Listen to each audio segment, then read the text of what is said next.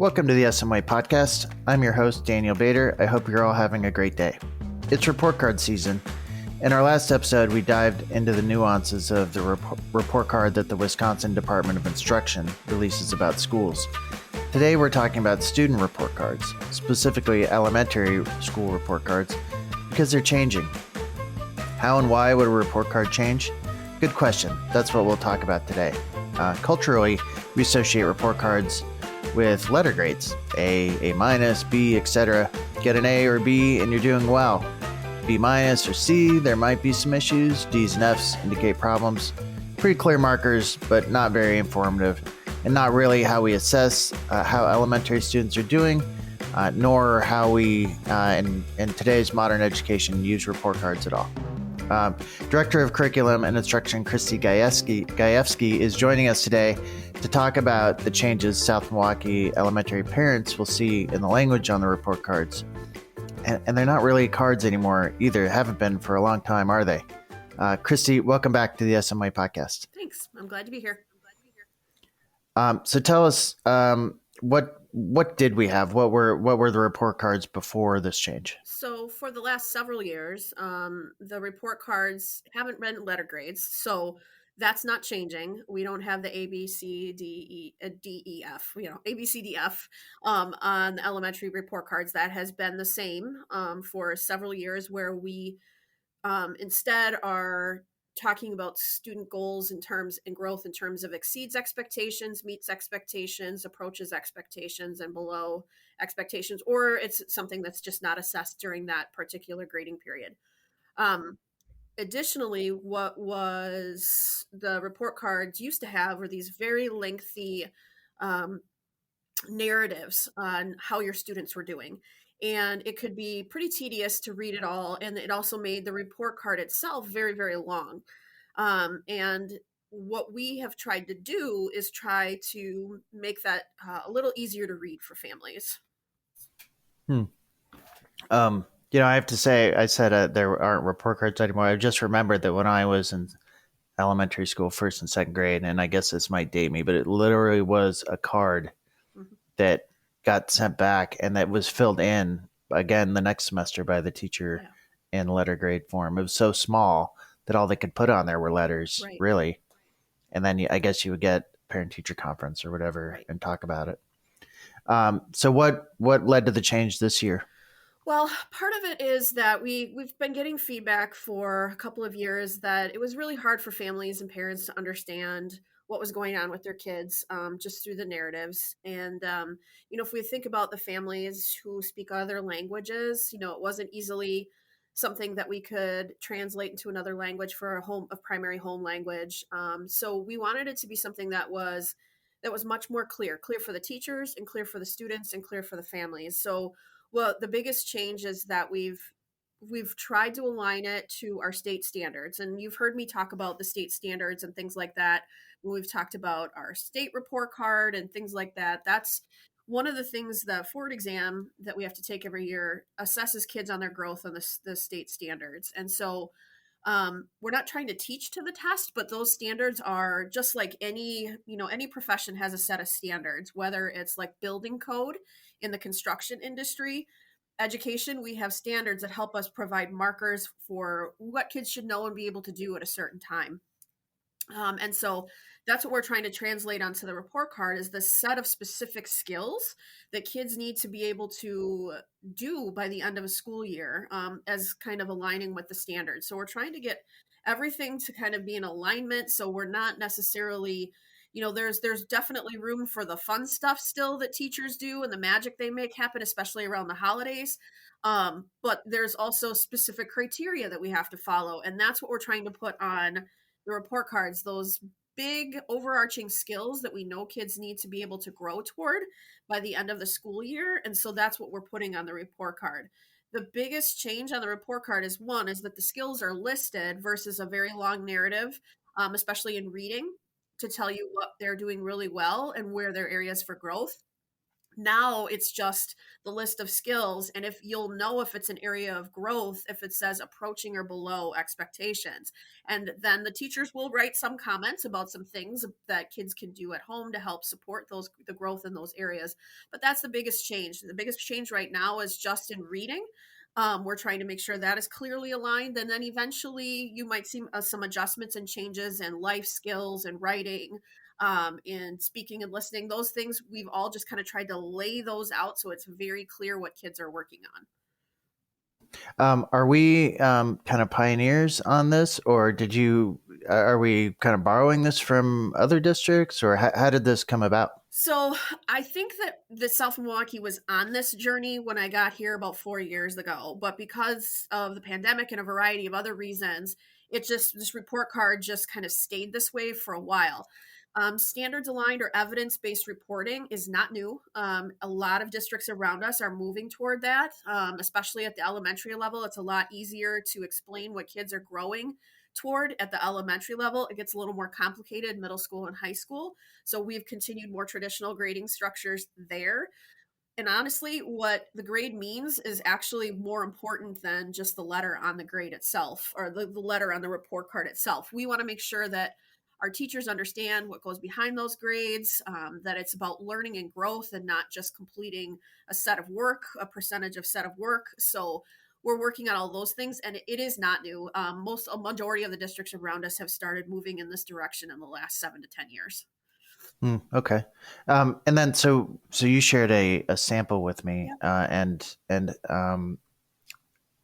I guess we kind of explained this in the letter too, but there's some really interesting, so there's a life skills section, which are kind of I guess, values that we're teaching: respect, responsibility, perseverance. A lot of it is comments. The details come first, and then the comments come after. Yes. It looks like that's a big change. Yep. And then and I guess this kind of gets into assessment, right? So, writes for reading or for writing, I'm sorry, it says writes informational text. Yep. And so when you were saying you're aligning kind of those things, does that mean that every second grade teacher would know, what that means, like writes, and have those same standards as to what that means? Yes. That they can write an informative text? Yep. Got it. And then it goes through kind of those language arts, right? Speaking and listening. Yep. Language. I guess it's all the classes and the breakout classes that the kids have. Yeah, exactly. And I think, we're starting to get more and more detailed in all of the different subject areas, the more and more that we identify and prioritize those big, heavy, those big skills that all kids need to be able to have and be able to do. So, right now, some of it is still topic based, like in math, it's like addition and subtraction. There's actually more skills that's just the topic. That's what they're covering. That's what they're learning is addition and subtraction. But there's a lot more skills and things like that will eventually be listed in those areas as well.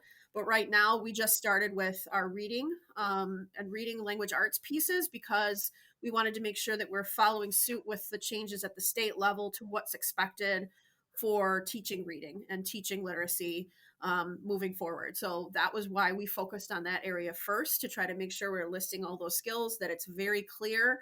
I know some of our families have been following that legislation and have been following different pieces about our reading instruction and things like that. And we wanted to make sure that we were very clear that we are following what we're supposed to be following, and that we're trying to be aligned in all 4 of our elementary schools with some of the approaches and the things that we're doing with our kids.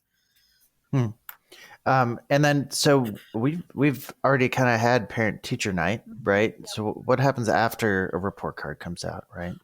Well, I think we schedule a report card, or the parent teacher conferences kind of halfway through, so you can kind of see where your student is at, and how you can help push them forward by the time they get a report card grade. So report cards for elementary students will be sent electronically or available electronically. I think it's the second week of December. I can't remember the exact date, But then this usually communication goes home that says that they're ready to be viewed, and you can log into Infinite Campus and see your child's grades.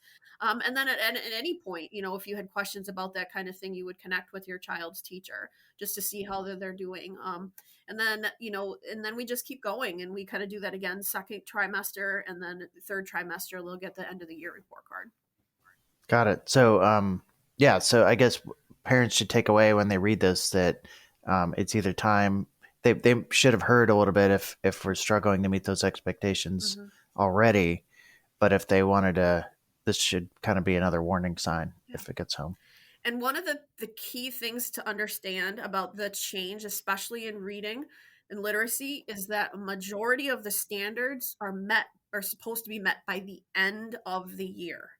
So one of the things that I think growing up, we were all expected, we want A's and B's on our report card. We got rewarded for A's and B's, or at least I did, A's and B's for our report cards.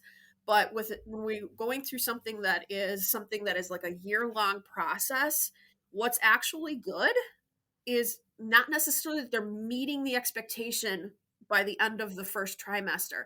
You want them meeting or exceeding by the end of the year, and approaching is good when we get to this time of year. Approaching expectations is good.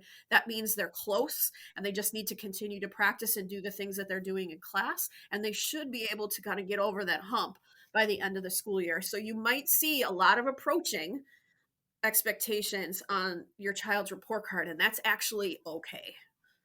I see. So these aren't the standards for at this point in the year. Right. These are for the standards for the whole year where a student would be at. I see. I didn't know that. Yeah. And so I guess, does that mean, what if they exceed expectations in every category? Then if that's a good question. If they're exceeding expectations in that category, that means that there's going to be an opportunity for teachers to extend the learning and push them forward on some things that might be more like for the next grade level standards. So the teachers will work with our advanced learning coordinator, and will often either have them in small groups with the advanced learning coordinator, or we'll sometimes also work with that advanced learning teacher, to kind of like coordinate some ideas and some stretch activities and things like that. So they can continue to exceed, and that's amazing. But the teachers differentiate enough to know that if they are exceeding at that point of the school year, then they're going to challenge them throughout the school year. I see. And then, does any of this go out by paper anymore? Do people get it that way? No, we've been just primarily doing electronic at this point, just because it is a lot of paper. And many families have multiple children in the school. So it's much easier to log into Infinite Campus to be able to see your children's report cards that way. And I would recommend that if a parent or a guardian does not have access yet, that they connect with the school, because then they will be able to make sure that they have the codes and everything that they need to be able to log in and see the report cards. So, and I guess it's important from, my office and the principal's office to let people know that they're out, that it's time to look at them, because I know ours don't come home in the backpacks anymore either. And I know, at least for my middle schooler, that's a good thing, because I'm never sure what's coming, what gets there or what doesn't get there. Or you find it 6 weeks later crunched up on the bottom of your child's backpack. I don't know. My kid, that was where I always found it. Yeah. And then I guess also, if you don't speak English as your primary language at home, whatever you're looking at it, and might even translate it before you even get it. I don't remember if Infinite Campus has a language selection. I guess I just blow right past that when I log in. But and I suppose if someone needed a translator, needed to discuss in their language, they could come into one of the schools and have a conversation. Yeah, for sure. We would be able to, utilize some of the tools that we have to help have discussions around that if there's concerns and we need a different language, for sure. Now, do all students get the same report card, regardless of if they were an ESL student or if they have special needs or anything like that? Yeah, everybody gets the same report card. If your child has indicated needs through an IEP, the scoring might look a little different. But for I mean, those are typically students with the most significant needs. They're actually assessed on slightly different standards than a majority of our students. But everyone will get the same report card. And usually at that time, if your child has a language need or has a special education need, the special education teacher or English language teacher, the ESL teacher, will also include a progress report on their specific goals. So they won't see their IEP goals perhaps in the report card, but they will give progress toward those goals so that you can we're trying to make sure that those are all aligned pieces as well. So the skills that they're kind of trying to work on in special education are going to lead to hopefully improved outcomes on the regular school report card too. Sure. And you've tried to give parents a heads up about this already, Yes. right? About the changes coming? Yeah. So there's a letter sent home. Yeah. Yeah. Okay. Well, Christie Gajewski, thank you for filling us in on these changes to report card. I guess if anybody has questions about that, they should contact their school, their principal, or their teacher and just ask your questions, and we'll see if we can't get those answered. Absolutely. Well, thanks for being here. I appreciate it. Thank you for having me again.